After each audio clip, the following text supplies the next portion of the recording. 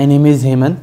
आज मैं आपको एनटीपीसी का तीसरा सेट कराऊंगा जिसमें मैं मैथ पार्ट का सॉल्यूशन करा रहा हूं। इससे पहले मैं 2 सेट करा चुका हूं। ठीक है, तो आज तीसरा सेट है। तो इसमें देखते हैं हम क्वेश्चन। अगर आपने वो नहीं देखे तो आप वो वीडियो देख लीजिए, लिंक मैं नीचे दे दूँगा। तो नेक्स्ट पार्ट पर चलते हैं। तो इस पर पहला क्वेश्चन है, एक निश्चित धनराशि पर साधारण ब्याज एक निश्चित ब्याज की दर से 2 वर्ष में 1200 रुपये है और उसी धनराशि का चक्रवृद्धि ब्याज साधारण ब्याज की दर से 2 वर्ष में 1290 रुपये मिलता है।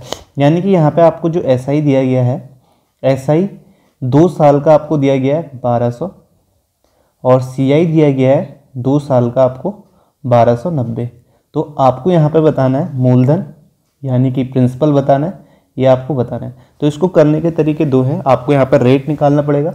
तो आपको पता है 2 साल के लिए, ठीक है, 2 साल के लिए। और आपको ये भी पता है कि एसआई जो होता है हर साल सेम होता है, ठीक है। यानी कि 2 साल में 1200 रुपये, तो 1 साल में कितना हो जाएगा, 600 हो जाएगा।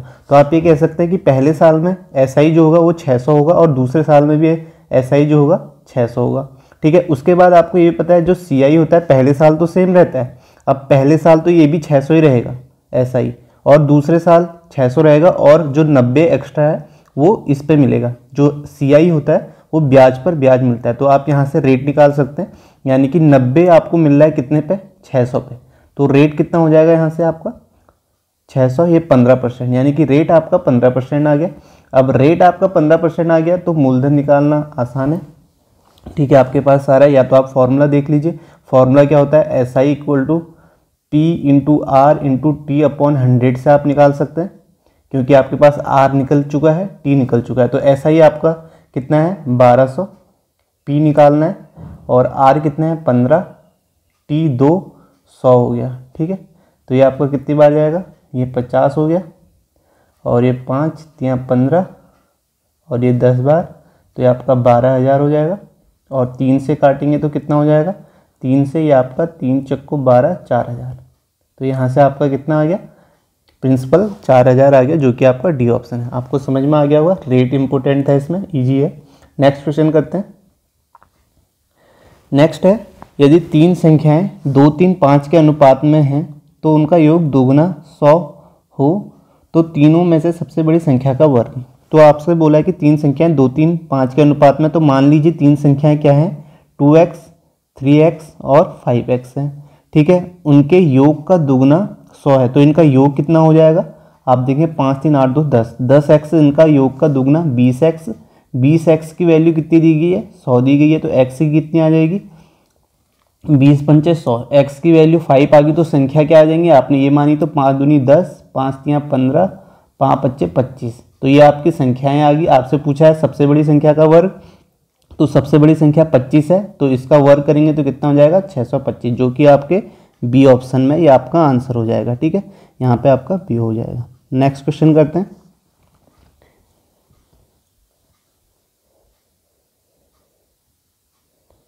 नेक्स्ट जो है आपका ये है, इस पर आपको लिखा गया है 2 अंकों की संख्या का योग 9 है और जब अंकों के स्थान आपस में बदल दिए जाते हैं, यानी कि 2 अंकों की संख्या, अंकों के स्थान इकाई का धाई कर दिया जाता है, तो संख्या 45 से कम हो जाते हैं। तो इस टाइप के क्वेश्चन जो आप ऑप्शन से देख के कर सकते हैं। तो जो संख्या है कह रहे हो 45 से कम हो जाती है। अगर आप ऑप्शन देखेंगे तो 45 से कम जो एक ही संख्या है डी, तो आप इसको सीधे डी ऑप्शन कर सकते हैं। इजी क्वेश्चन है, ठीक है, ऑप्शन से आप कर सकते हैं। तो इसलिए आपका ध्यान ऑप्शन में भी रहना चाहिए, ताकि आपको कभी कभी बिना सॉल्यूशन के भी आप कर सकते हैं। नेक्स्ट है, ठीक है, इसमें वही पूछा था, बदली हुई संख्या ज्ञात कीजिए। तो आपका क्या हो जाएगा 27। नेक्स्ट है, दी गई संख्याओं में निम्नलिखित में से कौन सा सही है, ठीक है। तो इसमें आपको देखना है कि कौन सा संख्या, 4 संख्याएं दी गई, तो आपको ये देखना है कि कौन सी संख्या इसमें सबसे बड़ी है, ठीक है। तो ये आपका 3/8 है और एक आपका 19/73 है और एक आपका कितना है 29/47 और 17/39। तो इनको एक तरीका तो यह है कि आप इनका एलसीएम लेके सॉल्व कर लें, वो टिपिकल पड़ जाएगा, या आप इनको क्रॉस मल्टीप्लाई कर लें, 2 का कंपैरिजन कर लें, या जिस तरीके से मैं करता हूँ, मैं परसेंटेज निकाल देता हूँ कि ये कितना परसेंट है, तो उससे ईजिली सॉल्व हो जाता है, ठीक है। तो जैसे आपका ये आपका 3/8% है, तो आप देखेंगे कि कितना लगभग कितना परसेंट है। तो आप देखेंगे ये आपका जो है इसका जो हाफ हो जाएगा 50%, 4 होता है, ये तो आपका 40% से कम लग रहा है। तो यानी कि लगभग ये आप कह सकते हैं 37% के आसपास है। ठीक है, 37% का। उसके बाद ये 19/73 है। तो 19/73 आप देखेंगे ये तो आपका 10% आपका 7.3 होगा, 20% आपका 14% होगा।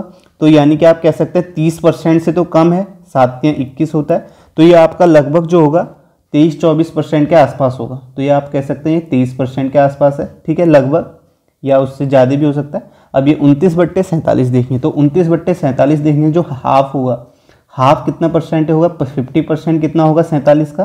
तो आप कहेंगे 23 दूनी 46, यानी कि 50% से ज़्यादा है। तो आप सीधे सीधे कह सकते हैं जो ये वैल्यू है ये 50% से ज़्यादा है। उसके बाद 17/39 देखेंगे, तो आप देखेंगे ये कितना होगा, तो ये आपका 19 दूनी 38, 50% 19 होता है। तो ये आप कहेंगे कि ये 50% से जो है ये आपका कम है। ठीक है, 50%। तो आप देखेंगे सबसे बड़ी संख्या कौन सी आ रही है आपके पास, 29/47। तो आप पहले सबसे बड़ी संख्या आप देखेंगे ऑप्शन में 29/47, ये वाला ऑप्शन है।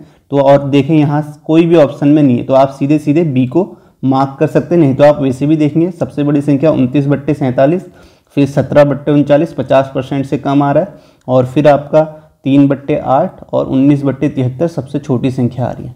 ठीक है, तो आप ऐसे कर सकते हैं, परसेंटेज निकाल के कर सकते हैं कि कितना परसेंट है, तो इससे आपका ईजी हो जाएगा, या आप क्रॉस मल्टीप्लाई करके भी कर सकते हैं। ठीक है, नेक्स्ट क्वेश्चन करते हैं।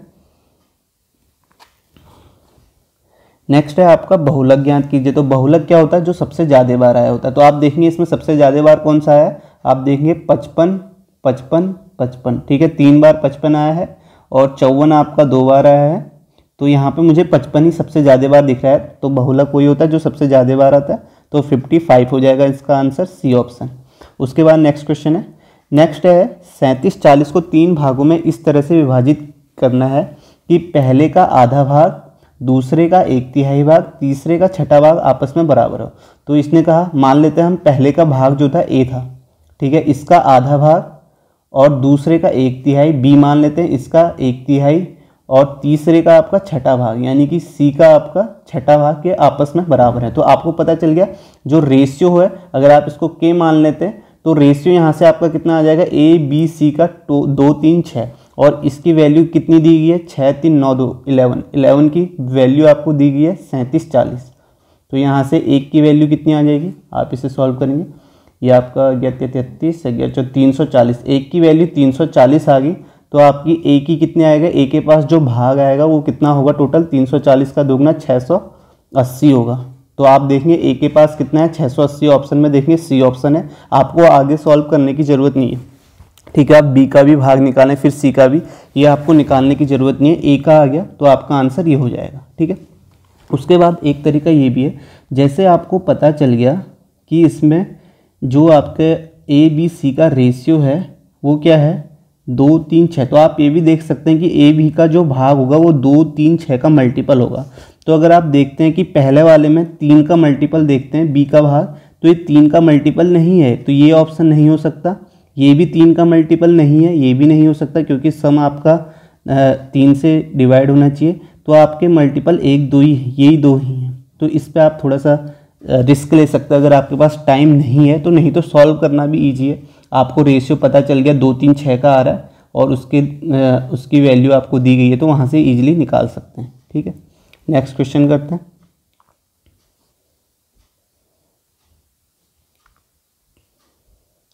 नेक्स्ट है आपको इससे मल्टीप्लाई करना है, सिंपल है। ठीक है, इसमें मल्टीप्लाई करना है आपको। तो ये है, तो 50 + 20 ये आपका कितना हो जाएगा, 50 + 20 पंचे 100, 10 हो जाएगा, और ये आपका 60 हो जाएगा। तो 60 भागा 0.7 करना है, तो 60/0.7 कितना हो जाएगा, 0.7। इसे सॉल्व करेंगे तो आप इसको करेंगे तो आपका कितना आएगा, 10 से मल्टीप्लाई कर देते हैं, 600 बट्टे आपका कितना आ जाएगा, 7। इसको सॉल्व करेंगे तो 7 8 56, 4 4 4 आ जाएगा, 7 8 56, और 40 7 पंचे 35, उसके बाद आपका पॉइंट आएगा 5, फिर 7 सत्ते 49, 85.71 आएगा। ठीक है, तो 85.71 आपका सी ऑप्शन है, ये आपका आंसर हो जाएगा सी। ठीक है, सिंपल है। नेक्स्ट क्वेश्चन करते हैं। नेक्स्ट है, यदि R019 11 से विभाजित हो जाती है तो सबसे छोटी प्राकृतिक संख्या R का मान। तो आपको 11 से डिविजिबिलिटी का रूल पता होना चाहिए। जैसे R09 है तो आपको पता होता है अगर इनका अल्टरनेट हम सम करें, यानी कि इवन और ऑड का, वो सम या तो 0 आना चाहिए या आपका क्या आना चाहिए, 11 का मल्टीपल होना चाहिए। तो आप करेंगे, देखो 9 + 0, ठीक है, 9 + 0 9 हो जाएगा, और दूसरा कितना होगा R+1, ठीक है, R+1।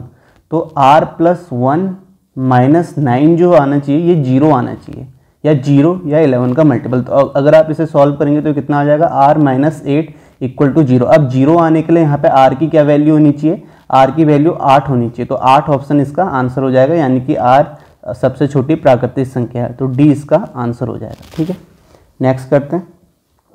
नेक्स्ट आपको दिया गया 15 मीटर तथा 20 मीटर के दो खंभे जमीन पर सीधे खड़े हैं, उनके बीच की दूरी 12 मीटर है, और तो उनके सबसे ऊपरी छोरों के बीच की दूरी ज्ञात कीजिए। तो 20 मीटर और 15 मीटर के दो खंभे, ये आपका 20 मीटर का, ये आपका 15 मीटर का, ठीक है, ये आपका 20 का, ये आपका 15 का। उनके बीच की दूरी 12 दी गई है, ये आपको 12 दी गई है, और उनके सबसे ऊपरी छोरों के बीच की दूरी बतानी है। तो यानी कि आपको ये बतानी है, ये वाली वैल्यू बतानी है। तो ये कैसे निकालेंगे, ये 12 है तो अगर हम इसको मिलाएंगे तो ये भी कितना हो जाएगा, ये भी 12 हो जाएगा, और ये 15 है तो यहाँ भी 15 हो गए, इतनी दूरी 15 होगी, तो ये कितना हो जाएगा, 5 हो जाएगा। तो आपको दिख रहा होगा, ट्रिपलेट नज़र आ रहा होगा, 5 12 13 का। ठीक है, ये आपका राइट एंगल ट्राइंगल है, यहाँ से आप निकाल भी सकते हैं पाइथागोरस प्रमेय से। अगर आपको याद है ट्रिपलेट तो आप सीधे से 13 कर सकते हैं। ठीक है, तो ये 5 12 13 हो जाएगा, तो ये आपका सी ऑप्शन होगा यहाँ पे आंसर इसका। नेक्स्ट क्वेश्चन करते हैं। नेक्स्ट है, एक त्रिभुज ABC का क्षेत्रफल 63 वर्ग यूनिट है, तो दो समांतर D और FG इस प्रकार खींची गई, AB और AC को 3 बराबर भागों में बांटते हैं। ठीक है, तो ये आपका त्रिभुज ABC है, त्रिभुज ABC। तो कह रहा है D और FG इस प्रकार खींची गई है, AB और AC को 3 बराबर भागों में। तो ये आपका DE है और ये आपका क्या है, FG है। ठीक है, तो ये जो बराबर भाग हैं, यानी कि ये बराबर भाग हैं और ये वाले बराबर भाग। ठीक है, तो मान लीजिए जो ये भाग है ये आपका x है, x है, और ये आपका y है। तो आपको निकालना क्या है, इसमें निकालना क्या है, चतुर्भुज DEFG का क्षेत्रफल। तो आपको DEFG जो ये है इसका क्षेत्रफल निकालना है। तो ये कैसे निकालेंगे, और टोटल का आपको 63 दिया है।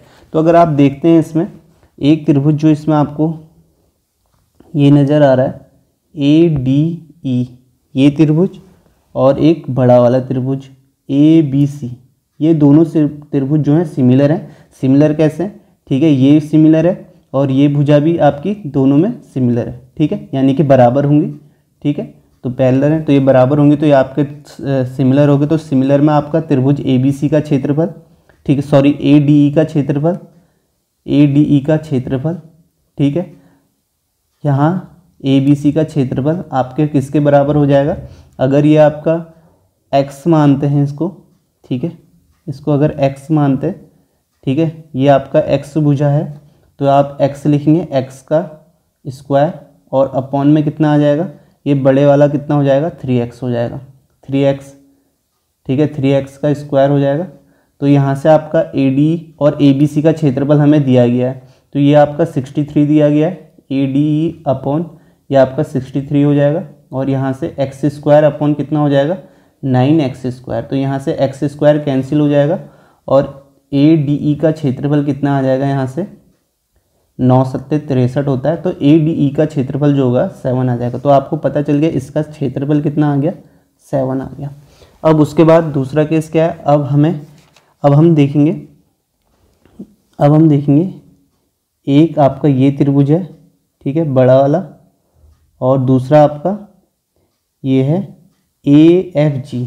तो यहाँ भी सेम होगा, ट्रायंगल AFG का क्षेत्रफल अपॉन ABC का क्षेत्रफल 63 है, इक्वल टू कितना होगा, ठीक है, ये आपका 2x² हो जाएगा, 2x², ठीक है, 2x² यानी कि 4x² हो जाएगा, सॉरी, और अपॉन में 9x² हो जाएगा।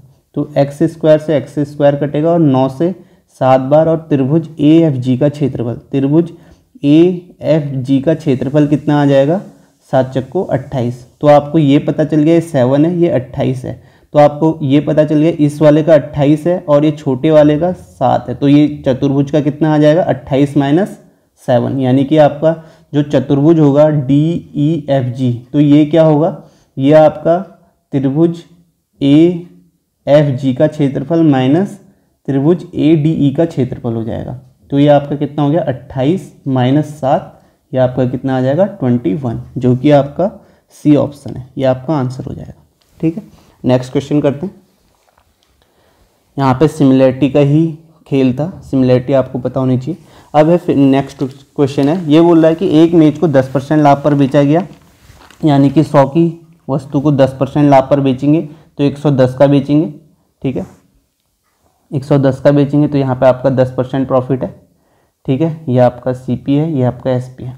कह रहा है यदि इसका क्रय मूल्य 5% कम कर दिया जाए, तो 5% कम करेंगे तो क्रय मूल्य, तो 5% कम करेंगे तो ये 95 का हो जाएगा, और कह रहा है तो यह 7 रुपये अधिक में बिकता है तब 20% का लाभ होता है। तो 20% का लाभ होता है 95 से, तो आप 20% का लाभ कितना हो जाएगा आपका, 10% जो होगा वो 9.5 होगा और 20% कितना होगा, 19 हो जाएगा। तो आपको 19 का लाभ हो गया। तो यानी कि आपको कितने का लाभ हुआ, यहाँ पे आप जोड़ेंगे 114 का, 114 का लाभ हो गया। तो इसने बोला कि यदि ये 7 रुपये अधिक में बिकता, तो यहाँ पर आप देखेंगे कितने रुपए अधिक पे बिका है, +4, यानी कि 4 की वैल्यू आपको 7 दी गई है, तो 1 की वैल्यू 7/4 हो जाएगी।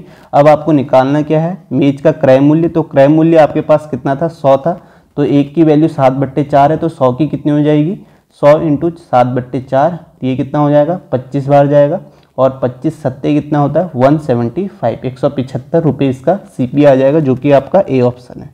ठीक है, नेक्स्ट क्वेश्चन करते हैं। नेक्स्ट आपका सिंप्लीफिकेशन है, सिंपल है, ये आपका कितना हो जाएगा, 5 दूनी 10 + 7 तियां 21 अपॉन 35, ये गुणा हो जाएगा और ये वाला भाग ऊपर आ जाएगा। तो ये आपका कितना आएगा, 35 ऊपर आएगा, नीचे कितना आ जाएगा, 7 दूनी 14 + 5 दूनी 10, तो ये आपका कितना हो जाएगा, 35 से 35 कैंसिल, ये आपका 20 30 31 अपॉन ये कितना आ जाएगा, 24, जो कि आपके फर्स्ट ऑप्शन में, ये आपका आंसर हो जाएगा। नेक्स्ट करते हैं। नेक्स्ट है, एक 20 मीटर लंबी सीढ़ी एक खड़ी दीवार पर टिकी है, यह जमीन से 30 डिग्री का कोण बनाती है, तो सीढ़ी दीवार की कितनी ऊंचाई तक पहुंचेगी। ठीक है, यह आपकी दीवार है, थोड़ा टेढ़ा हो गया, ठीक है, सॉरी। तो ये आपकी दीवार है और ये आपकी 20 मीटर लंबी सीढ़ी है, ठीक है, 20 मीटर लंबी है, और कह रहा है ज़मीन से जो है ये 30 डिग्री का कोण बनाती है। ठीक है, 30 डिग्री का कोण बनाती है, ये 30 है, तो ये आपका 90 होगा, ठीक है, सीधे, और ये आपका 60 होगा। तो आपको पूछा गया है सीढ़ी दीवार की कितनी ऊंचाई तक पहुंचेगी।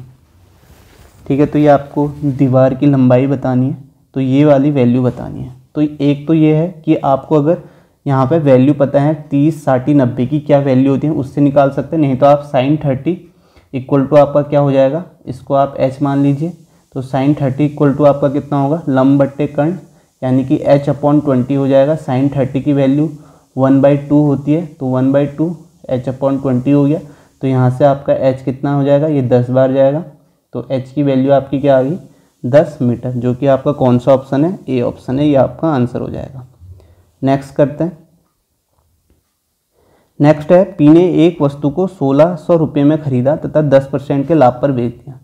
ठीक है, तो 1600 रुपये में खरीदा और 10% के लाभ पर बेचा, तो 10% के लाभ पर बेचा, तो यानी कि कितने, 160 रुपये ज़्यादा में बेचा, तो आपका कितना हो जाएगा, 1700, ये आपका कितना होगा, 1600 का 10% आपका कितना हो जाएगा, 160, और यहाँ पे आपका ये आपका 1760 हो जाएगा। ठीक है, 1760 हो गया, उसके बाद कह रहा है यदि इस वस्तु को 1840 रुपये में बेचा होता, अगर इसे 1840 में बेचा होता तो कह रहा है उसका लाभ प्रतिशत कितना बढ़ जाता। तो 1840 में इसका कितना प्रॉफिट बढ़ गया, तो आप देखें 240, तो 240 बढ़ा तो कितना परसेंट कितना हो गया, 240 आपका 1600 का कितना परसेंट हो जाएगा, ये आप निकालेंगे तो 2 जीरो से 2 जीरो कैंसिल, और ये आपका 8 दूनी 16, 8 तियाँ 24 और ये 15 बार जाएगा, तो 15% प्रॉफिट होगा। तो आप देखेंगे कि यहाँ पर कितना परसेंट प्रॉफिट बढ़ा है, तो आप देखेंगे कि 5% प्रॉफिट ज़्यादा हुआ है।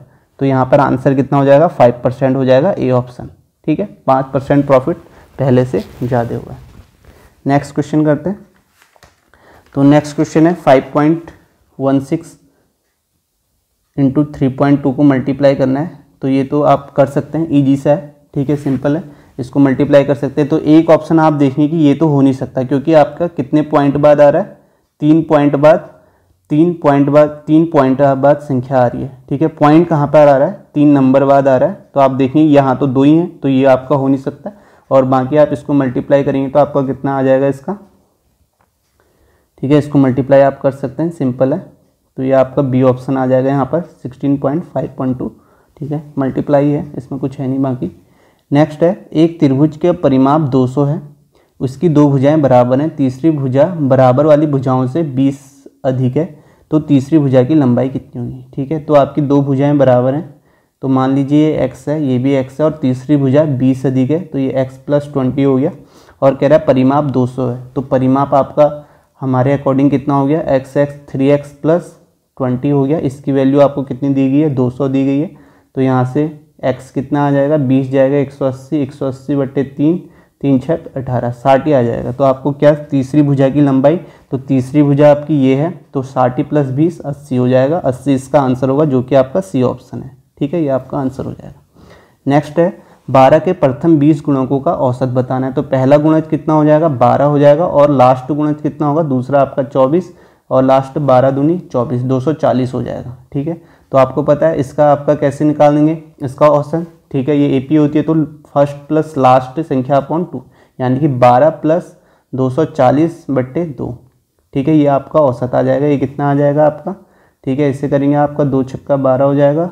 ठीक है, अगर जोड़ के कर लेंगे तो ये आपका कितना हो जाएगा, 252, 252/2 आपका कितना हो जाएगा, 2 × 2, 2 दूनी 4, 2 × 6 = 12, 126, जो कि आपका सी ऑप्शन हो जाएगा। ठीक है, उसके बाद आपको दिया गया एक बंद लकड़ी का आयताकार बॉक्स 1 सेंटीमीटर मोटी लकड़ी से बना हुआ है, यानी कि थिकनेस जो है उसकी 1 सेंटीमीटर है, जिसके बाहरी आयाम किस प्रकार है, लंबाई 22 है, 22 सेंटीमीटर, चौड़ाई 17, ऊंचाई 12। इसे सीमेंट से पूरी तरह भरा जाता है, तो बॉक्स में सीमेंट की मात्रा कितनी होगी। ठीक है, तो ये आयताकार है, तो इसमें आपकी जो थिकनेस है वो 1 सेंटीमीटर है। ठीक है, तो ये 1 सेंटीमीटर है, अगर इसको हम बनाते हैं, ठीक है, तो इसका वॉल्यूम क्या हो जाएगा,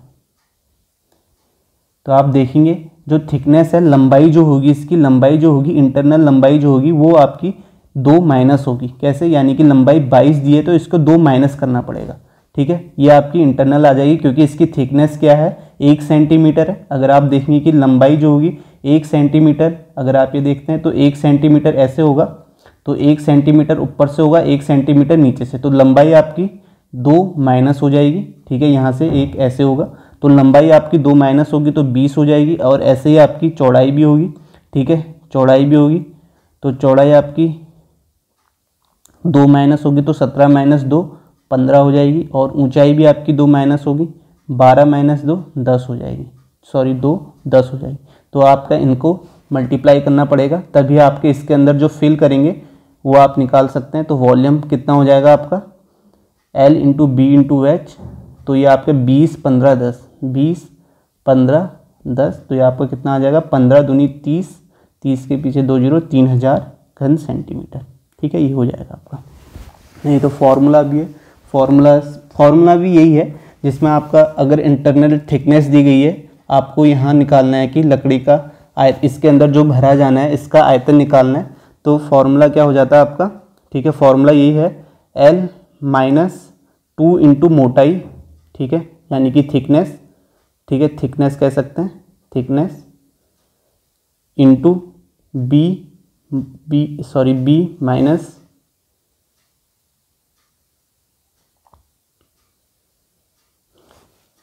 into B minus 2 into thickness, ठीक है, और into H minus 2 into thickness, ठीक है। आप ये फॉर्मूला याद कर लें या सिंपल यहाँ से समझ भी आ जाएगा। यह आपका जो इसके अंदर भरे जाने वाला आयतन है, या हम कह सकते हैं इसकी जो क्षमता है, वो आपका इस फॉर्मूले से आप निकाल सकते हैं, ठीक है। नेक्स्ट क्वेश्चन करते हैं। नेक्स्ट है 30 आदमी प्रतिदिन 5 घंटे काम करके एक काम को 16 दिनों में पूरा कर सकते हैं। उसी काम को 40 आदमी प्रतिदिन 6 घंटे काम करके कितने दिनों में पूरा करेंगे। तो ये आपका मैन डेज वर्क वाला फॉर्मूला है, यानी कि M1D1 H1 equal to M2D2 H2, ठीक है, ऐसे निकाल सकते हो। तो पहले केस में M1 आपको 30 दिया गया है और आपको 16 दिन दिए गए हैं, और H1 आपको 5 दिया गया है, और यहाँ M2 कितना दिया गया है, M2 आपको कितना दिया गया है 40 आदमी, D2 आपको कितना दिया गया है, D2 आपको निकालना है, ठीक है, और घंटे 6 दिए गए हैं। तो इसे सॉल्व करना है, तो ये कितना हो जाएगा, तो ये आप करेंगे 5 8 40 और 8 दूनी 16 और 6 से काटेंगे इसको, 6 पंचे 30, तो 5 दूनी 10 आ जाएगा। D2 आपका कितना आ जाएगा, यहाँ से 10 दिनों में पूरा करेंगे, बी ऑप्शन हो जाएगा इसका आंसर, ठीक है। सिंपल है, फॉर्मूले पे बेस्ड है। इसके बाद है संख्याओं की माध्यिका ज्ञात कीजिए। तो संख्याओं की माध्यिका क्या कैसे निकालते हैं, इनको बढ़ते क्रम में लिखते हैं। तो बढ़ते क्रम में लिखेंगे तो 31 आपका पहला, उसके बाद आपका 53, 55, 56, 59, 61, 69। तो इसका मिडिल नंबर जो होता है वो माध्यिका होती है। तो आप देखें मिडिल में कौन सा है, 3 यहाँ आगे, 3 यहाँ आगे, तो मिडिल में 56 है, तो इसकी क्या हो जाएगी, मीडियन हो जाएगी। तो मीडियन 56 हो जाएगी, 56 बी ऑप्शन है, तो ये आपका आंसर हो जाएगा, ठीक है। नेक्स्ट करते हैं। दो संख्याओं का महत्तम समापवर्तक एचसीएफ और एलसीएम आपको कितना दिया गया, 3 और 27 30 दिया गया। यदि एक संख्या 78 है तो दूसरी संख्या, तो इसका तो फॉर्मूला होता है 2n1 into N2 equal to क्या होता है आपका एचसीएफ इंटू एलसीएम। तो आपको एचसीएफ कितना दिया गया, एचसीएफ आपको 3 दिया गया और एलसीएम आपको 27 30 दिया गया, और यहाँ आपकी एक संख्या n1 कितनी है 78 है और n2 निकालनी है। आप यहाँ पे अब ऑप्शन देख सकते हैं, या आप इसको काट के भी n2 निकाल सकते हैं, लेकिन आप देखेंगे मैंने आपको बताया कि आपको ऑप्शन में हमेशा नज़र रखनी है। यहाँ पे देखिए अगर आप 3 को इससे मल्टीप्लाई करते हैं, ये बराबर है, 3 को मल्टीप्लाई करते हैं तो यूनिट डिजिट जो आता है 0 आता है, तो यहाँ पर भी यूनिट डिजिट 0 आएगा, तभी तो बराबर होगा। तो आप देखेंगे 78 को आप किससे मल्टीप्लाई करें कि 0 आए, तो आप ऑप्शन देखें अगर 107 से करेंगे तो यूनिट डिजिट 0 आएगा, कभी नहीं आएगा, तो ये भी हो नहीं सकता। 103 से करेंगे यूनिट डिजिट 0 नहीं आएगा, 102 से भी नहीं आएगा, तो एक ही संख्या है 105 जिससे मल्टीप्लाई करने पे यहाँ पे क्या आएगा, यूनिट डिजिट 0 आएगा। तो आपका आंसर सी 105 हो जाएगा। तो अगर आप यहाँ पे काटेंगे होने को हो जाएगा। अगर आपके पास टाइम की कमी है, वैसे तो इसमें टाइम बहुत मिलता है, फिर भी आप कर सकते हैं। अगर आपको फिर भी कमी लगती है तो आप ऐसे भी कर सकते हैं। ऑप्शन आपको हमेशा ध्यान में रखने। नेक्स्ट क्वेश्चन करते हैं। नेक्स्ट आपको दिया गया पी क्यू आर मिलकर एक खेत की फसल को 6 दिनों में काटते हैं और पी अकेले 10 दिनों में, क्यू 24 दिनों में इस फसल को काटता है, तो आर अकेले इस फसल को कितने दिनों में काटेगा। तो P plus Q plus R 6 दिनों में काटते हैं। पी अकेले कितने दिनों में काटता है इसको, 10 दिनों में, क्यू 24 दिनों में। तो यहाँ से टोटल वर्क निकाल लेंगे। टोटल वर्क एलसीएम होगा, तो इनका एलसीएम कितना आ जाएगा, आप देखिए एलसीएम आपका इसका आ जाएगा 120 एलसीएम आ जाएगा।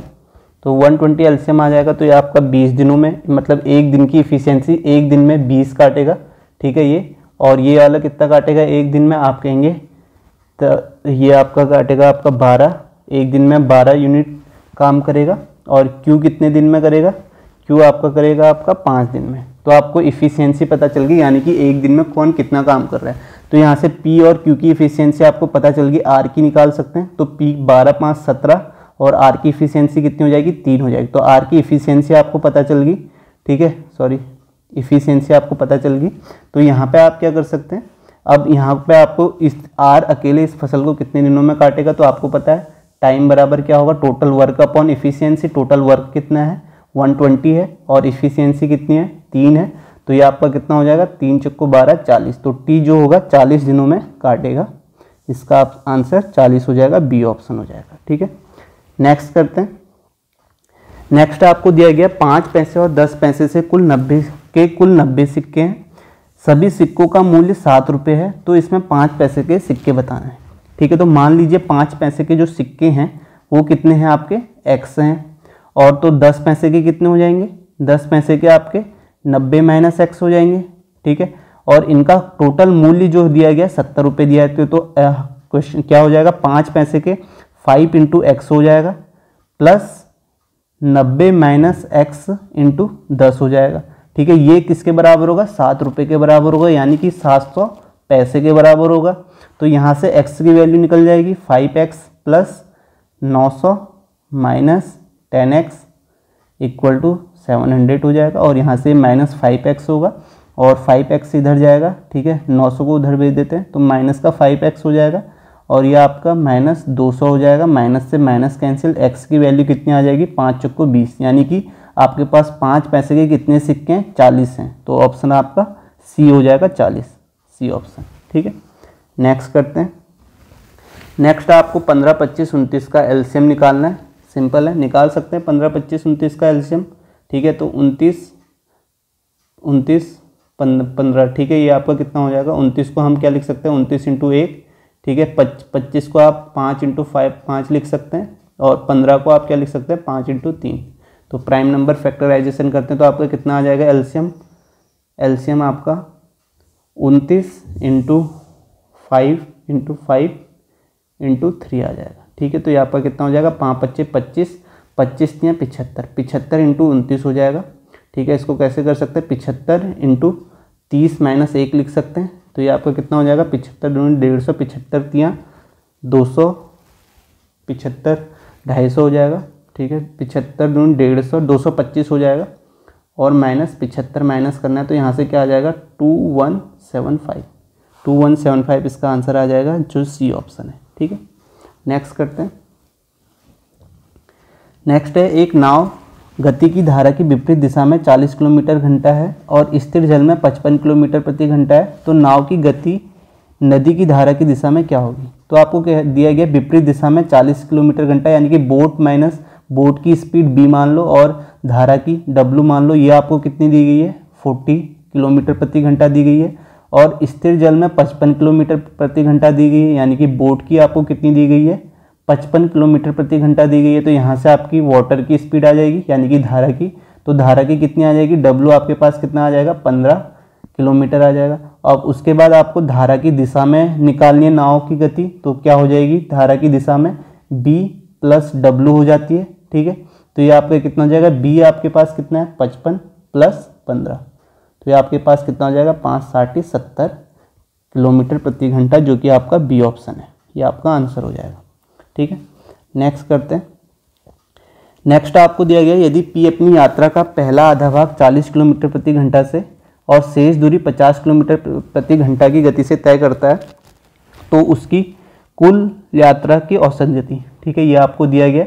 तो यहाँ पे आधा जो है 40 से कर रहा है और आधा 50 से कर रहा है, तो यहाँ पे आपकी डिस्टेंस बराबर है, तो डिस्टेंस बराबर होती है, तो आपकी औसत गति का फॉर्मूला क्या होता है, 2s1 s2 upon s1 plus s2, ये आपका फॉर्मूला हो जाता है। तो आपका कितना हो जाएगा, 2 इंटू 40 इंटू 50 अपॉन 40 50 कितना हो जाएगा, 90 हो जाएगा। इसे सॉल्व करेंगे तो ये आपका कितना हो जाएगा, 5 चौको 20 दूनी 40, 400/9 हो जाएगा, तो 1/9 11.11 होता है, और ये 4 से मल्टीप्लाई कर देंगे तो आपका कितना हो जाएगा आपका, ठीक है, 100/9 आपका 11.11 होता है, तो 4 से करेंगे तो 44.44 हो जाएगा, ठीक है। ये आपका फर्स्ट ऑप्शन हो जाएगा, ठीक है। यहाँ पर आप डिवाइड भी कर सकते हैं।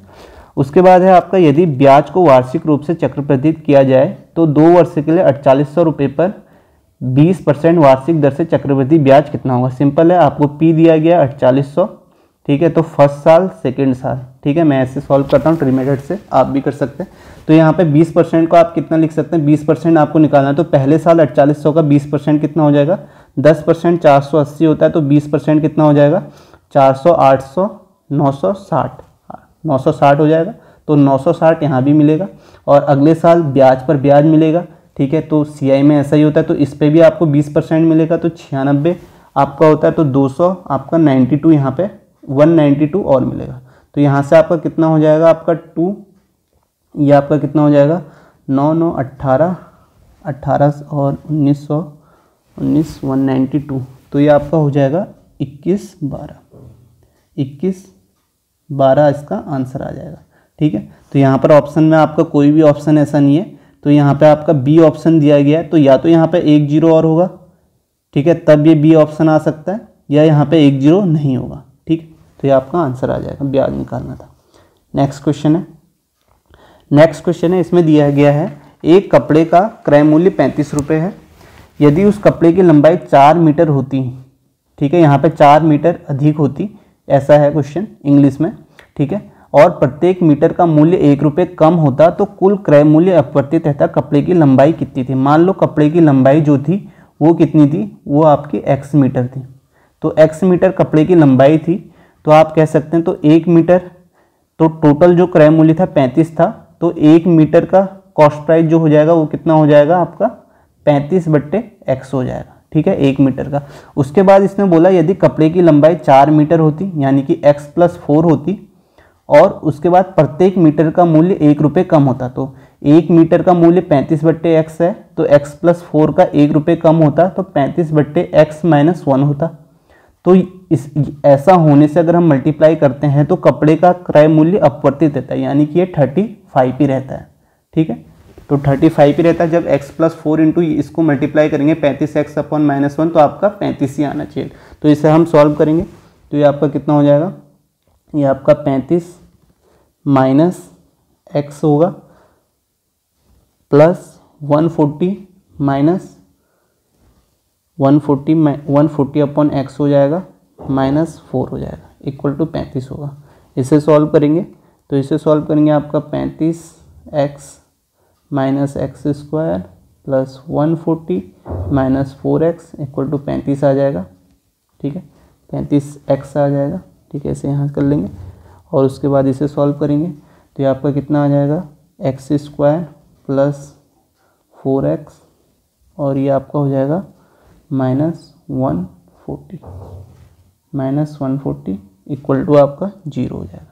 तो अब यहाँ पे x की वैल्यू निकालनी है, तो आप या तो आप इसको यहाँ से फैक्टर निकाल दिए x के, ठीक है, सिंपल है, या तो फैक्टर निकाल दें या ऑप्शन भी रख सकते हैं। अगर आप x की वैल्यू यहाँ पर 10 रखेंगे तो ये कंडीशन सेटिस्फाई हो जाएगी, तो आप कह सकते हैं कि x जो है आपका कपड़े की लंबाई जो थी 10 मीटर थी। ठीक है, यहाँ पे 10 रखते हैं, या इसे सॉल्व कर लीजिए, x² plus 14x minus 10x minus 140 equal to 0 हो जाएगा। यहाँ से आपका x प्लस